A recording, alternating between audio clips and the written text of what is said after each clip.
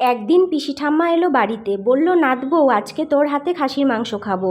বরকে দিয়ে মাংস আনিয়ে রান্না শুরু করলাম। পিসি ঠাম্মা রেগে গিয়ে বলল, কিরে প্রেসার কুকার কেন এনেছিস? আমি বললাম মাংস রাঁধবো। পিসি ঠাম্মা বলল, সরা এখান থেকে, কই আমরা তো মাংস রেঁধেছি, কখনো তো প্রেসার কুকারে রাঁধিনি, কিন্তু স্বাদও তো দ্বিগুণ হতো। আমি ভয়ে ভয়ে চুপচাপ হয়ে গেলাম।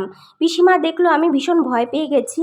তখন পিসিমা একটু হেসে নিয়ে বলল, নাত বউ তুই একবার এভাবে রান্না করে দেখ, ভালো লাগবে।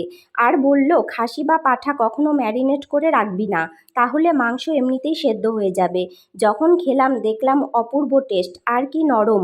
তখন থেকে আমি এভাবেই রাঁধি, তোমরা ওইভাবে রেঁধে খাও, ভালো লাগবে। আসলে আগেকার দিনের মানুষের হাতের রান্না অপূর্ব ছিল, সেটা আমরা সবাই জানি। মা ঠাকুমাদের রান্নার মতো আমরা কি আর রান্না করতে পারি? ভিডিওটা যদি তোমাদের ভালো লাগে একটা লাইক দিয়ে দিও, আর সাবস্ক্রাইব করে পাশে থেকো, আর কমেন্ট করতে ভুলো না। তোমাদের কমেন্টে রিপ্লাই দিতে আমার ভীষণ ভালো লাগে।